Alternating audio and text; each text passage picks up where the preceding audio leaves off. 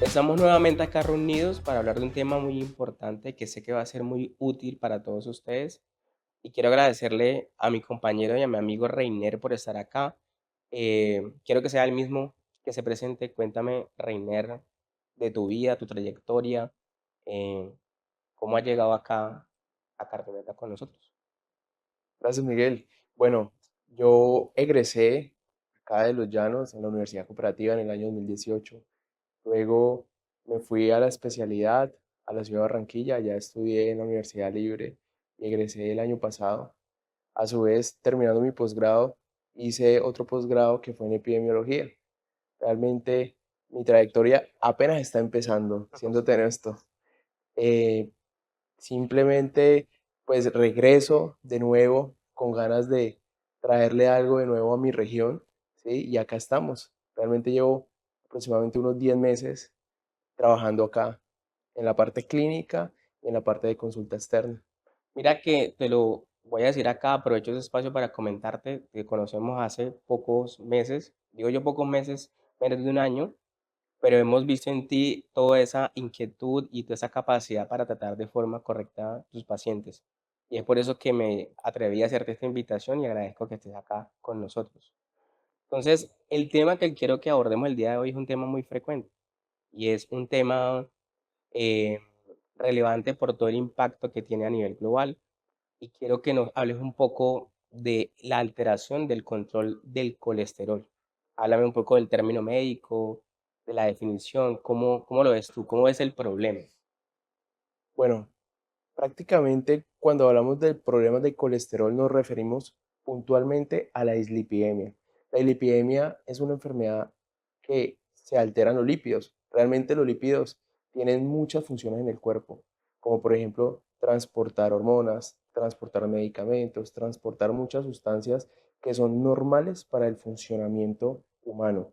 Sin embargo, hablamos de dislipidemias cuando hay una alteración en la función y seguramente en el transporte de estos lípidos.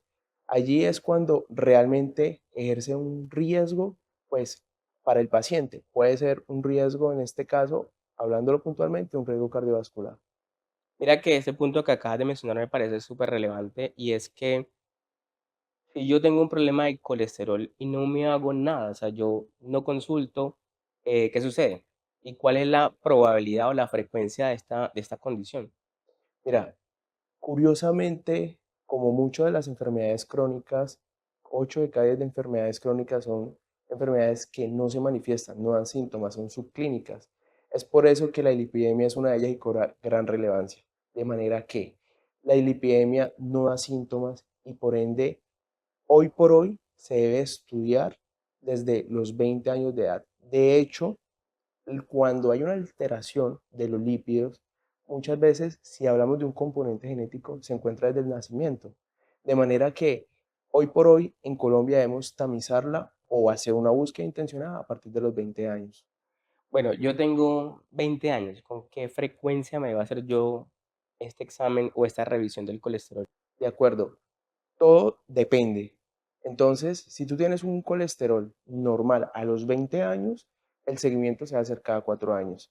Pero si tú tienes una alteración puntual del colesterol, allí el seguimiento va a hacerse anual e inclusive mientras logramos unas metas, objetivos terapéuticos, debe ser trimestral o semestral. Todo depende. ¿Ok? Yo creo que le expliquemos a los pacientes cuál es la carga de la enfermedad. O sea, en el mundo, qué tan frecuente es esto. Y como yo te mencionaba, y quiero que seamos muy enfáticos en esto. Si yo no me controlo el colesterol, ¿qué sucede con mi vida, con mi salud? Claramente. Entonces, para responderte a la primera pregunta, hasta el 40% de los pacientes en el mundo pueden tener una enfermedad, en este caso una lipidemia, según datos de la OMS. Y cerca de 4.4 millones de muertes en el mundo ocurren relacionadas a esta enfermedad. O sea, la carga en la enfermedad es muy alta. ¿De acuerdo? Cuando yo te mencionaba que, ¿qué sucede si yo no me controlo el colesterol? Yo tengo, por ejemplo, yo sé que ahorita vas a hablar de esto, pero se miden muchos parámetros a un colesterol que se llama LDL. Si yo lo tengo por encima de 200, si yo en 5 o 10 años no me hago control de esto, ¿qué sucede con mi salud? ¿Cuál es la consecuencia? Tú lo dijiste de una forma muy acertada y es que esto no produce un síntoma definido. Si yo tengo un trastorno de eso, no tengo un síntoma claro, pero sí hay una consecuencia en mi salud que se manifiesta. Exactamente qué enfermedades, digamos, en mi economía corporal están asociadas a ese no control del colesterol. Claramente tenemos que cuando no tratamos la dislipidemia, esto puede conllevar a problemas tales como acumulación de placas en las arterias. ¿Esto qué se traduce? Que es un problema continuo, acumulativo y que evidentemente tenemos arterias en todo el cuerpo, en todo nuestro sistema, a nivel cerebral, a nivel de la retina, a nivel cardíaco, a nivel renal. Esto se traduce en que podemos a futuro tener una complicación en alguno de estos órganos. Quiere decir que, por ejemplo, un infarto al miocardio, o sea, un infarto del corazón, una enfermedad cerebrovascular, que es lo que comúnmente se conoce como trombosis, o un infarto, por ejemplo, en una arteria que está en el cuello, por una obstrucción, por una placa, podrían estar, digamos, estas condiciones asociadas al no control del colesterol. 100% de acuerdo. Y es que a esto queremos llegar. No debemos esperar hasta que se presente una manifestación de estas. Es decir, esto ya es el desenlace y probablemente el punto de un no retorno porque ya se formaron placas en las arterias que probablemente los manejos serán diferentes. Por eso es esencial tratarla o por lo menos detectarla inicialmente para luego individualizar el tratamiento y lograr un objetivo terapéutico para evitar esos desenlaces. Mira que hace poco lo conversábamos y a mí me encanta esa parte de la salud cardiovascular y es que deberíamos enfocarnos más en este tema que es la prevención y no tratar la consecuencia del no control de un factor de riesgo. Y claramente, digamos que la dislipidemia está determinada como un factor relacionado con enfermedad cardiovascular en general. Y yo sí creo que toca ser muy, muy incisivo con nuestros pacientes de enseñarles que a pesar de que no genera un síntoma, es algo que va tallando el riesgo y que a largo plazo pues, pueden haber consecuencias serias que sí afectan la calidad de vida del paciente. Yo te digo, bueno, yo tengo, por ejemplo, 30 años. Tengo más, pero digamos un ejemplo, tengo 30 años. La toma de la prueba del colesterol que mide y me la hago en ayunas a cualquier hora del día, ¿cómo es esa metodología? De acuerdo, eso se ha evaluado bastante. Realmente al principio muy controversial por funciones que tienen los lípidos que pueden, digamos, en algún momento pensamos que cambian durante el día, pero la realidad es que no hay ninguna hora específica para tomar esa muestra. ¿Qué pasa? Lo que acostumbramos es que lo hacemos en ayunas, como pues digamos, la primera toma en el día. ¿Por qué? Porque esto favorece a veces a la toma de más estudios. Y es que cuando hablamos del riesgo cardiovascular, medimos lípidos, pero algunos otros exámenes son ideales, como por ejemplo la glicemia en ayunas, que es una condición sine qua non tomársela, evidentemente, con un reposo intestinal y un ayuno para que no salga alterada. Bueno, este examen que se llama perfil lipídico, muchas veces le dicen al paciente que hay un colesterol bueno, un colesterol malo. Quiero que nos expliques qué parámetros se miden exactamente en ese perfil lipídico. De acuerdo. Los lípidos tienen muchas funciones, como había mencionado ahora, pero también tiene muchas formas en cómo se transporta, ¿verdad? Entonces, cuando hablamos de colesterol malo, realmente lo que queremos hacer referencia es a ciertos niveles, ciertas concentraciones que tienen los lípidos y que cuando superan ese umbral, le ponemos el apellido o ese adjetivo de malo, ¿sí? Entonces, vuelvo y digo, el colesterol tiene funciones muy buenas, pero en este caso, cuando tiene un nivel que supera, por ejemplo, en un paciente infartado, que las metas de tratamiento son muy objetivas, son niveles muy bajos, pues evidentemente si el paciente tiene un colesterol mayor, por ejemplo, en este caso el infartado 55, definitivamente hablamos de que el colesterol malo está alterado. Entonces, en cuanto al colesterol bueno, tenemos varias características y es que hay un colesterol que medimos en cuanto a su nombre se llama de alta densidad, el HDL, que cuando lo tenemos en niveles muy bajos, también es algo deleterio y es algo que sugiere o nos aproxima a un mayor riesgo cardiovascular. Cuando tenemos un colesterol malo, que llamamos el colesterol de baja densidad, que es el LDL, es un colesterol que realmente no puede superar los umbrales de, por ejemplo, 190 o inclusive 110 en algunos pacientes. Y Ok. es que estas cifras, todo depende del paciente, de la edad y de las enfermedades. Pero sin duda alguna, Qué pena te interrumpo, quiero que sí, seas ahí muy explicativo con nuestros pacientes para que entiendan el por qué el riesgo cardiovascular se debe individualizar, ¿sí? Dame un ejemplo, por ejemplo, de un paciente que tenga antecedente de un infarto al corazón versus un paciente que es completamente sano, pero que de pronto es obeso y sedentario. ¿Cuál sería la diferencia, pues, en el manejo del colesterol? claro, entonces a lo largo de la vida se ha evaluado muchas clasificaciones. Realmente hoy por hoy, en el consenso colombiano, hemos evaluado varios aspectos y es que cuando tú de entrada me das un diagnóstico de un paciente que se ha infartado, sencillamente ese factor o ese desenlace es el más importante de todos los que mencionaste. Y es que un infarto es la expresión de que una enfermedad aterosclerótica o de las obstrucciones de las arterias que se producen por colesterol ha evolucionado hasta su final.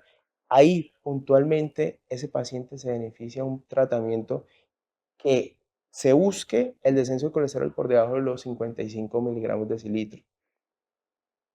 Pero si es, por ejemplo, un paciente, tiene 30 años, no tiene ningún antecedente cardiovascular, de pronto sedentario, ese paciente, ¿hasta qué nivel de colesterol podría manejar?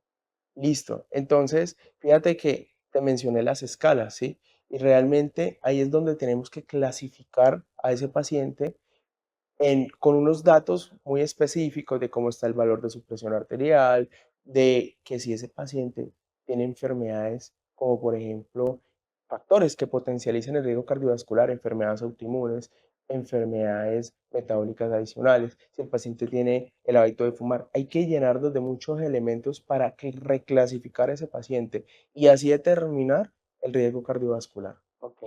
Pues mira, para llevar, digamos que un mensaje claro a casa, te preguntaría y haría nuevamente énfasis en esto porque es muy frecuente en la consulta. Doctor, es que tengo mareo, doctor, es que tengo, no sé, zumbido en los oídos, tengo la boca seca, incluso ahorita tuvimos hace poco un comentario en redes sociales sobre eso. Esos son síntomas de alteración del colesterol. ¿La alteración del colesterol produce algún síntoma per se? Per se no. Realmente es que es un conjunto de enfermedades que se acompañan con la dislipidemia. Muchas veces la hipertensión, por ejemplo.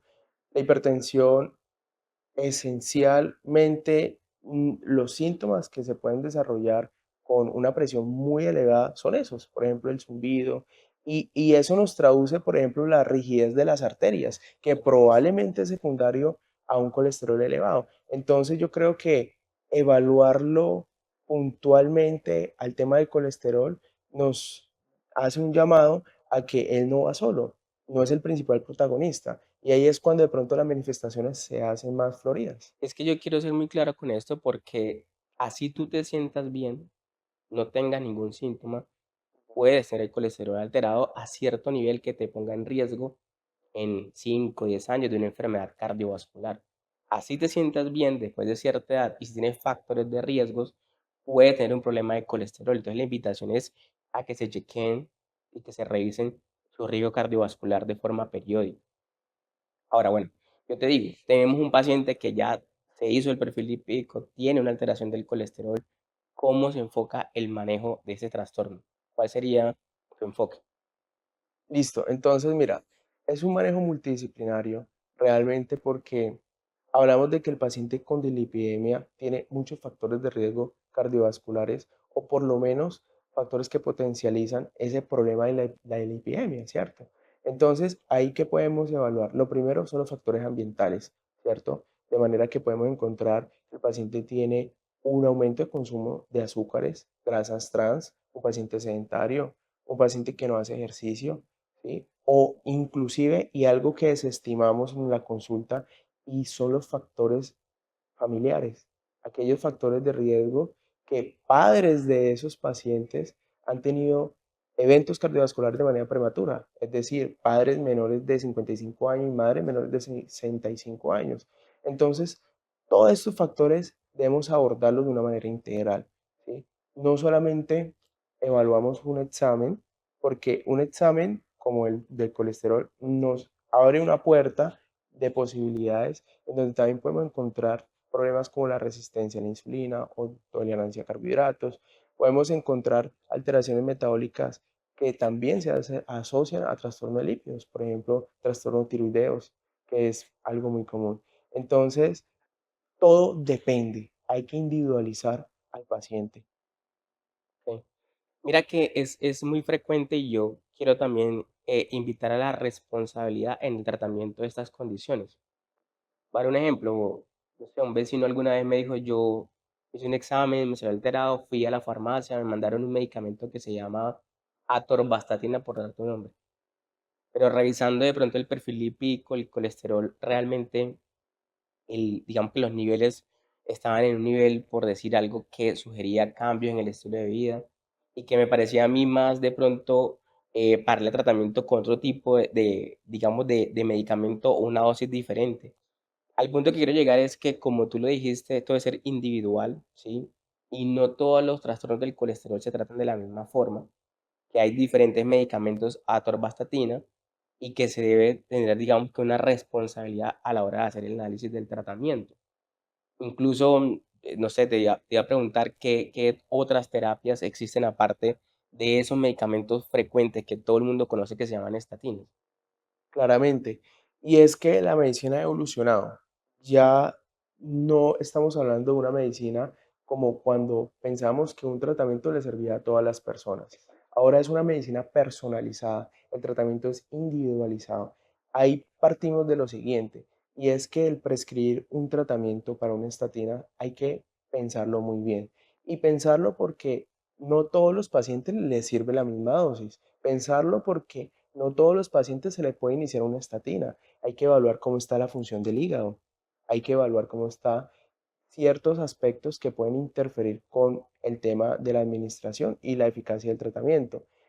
Puntualmente, una estatina es un medicamento que inhibe o evita que se forme colesterol en el hígado, ¿verdad? Algunas estatinas, no todas, se deben administrar en cierta hora específica, por ejemplo. Entonces, no es un medicamento en que uno, el abordaje sea de una manera Generalizado. generalizada como una receta. No puede ser así. Para responderte la segunda pregunta, hoy por hoy también hemos evolucionado en los nuevos tratamientos para la lipidemia.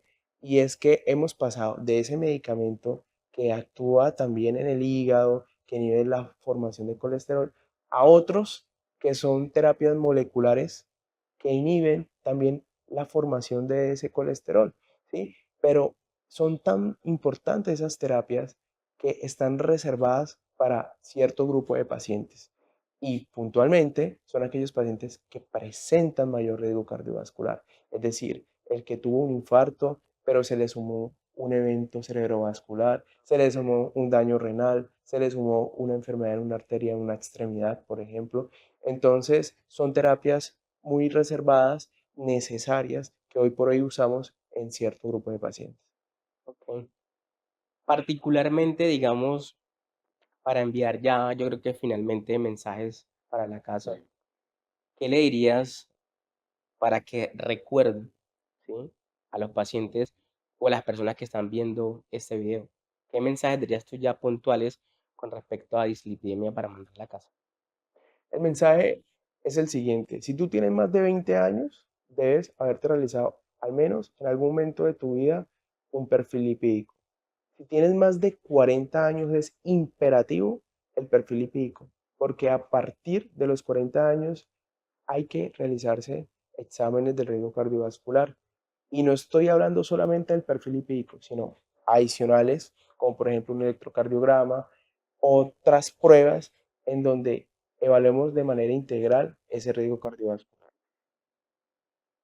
Hombre, Reiner, quiero darte muchas gracias por esta oportunidad. Creo que la información que nos has dado es muy valiosa para nuestros pacientes y espero que nos reunamos nuevamente acá a hablar de más temas. Muchas gracias, Miguel. De verdad agradecido contigo También para mí es una oportunidad muy grande.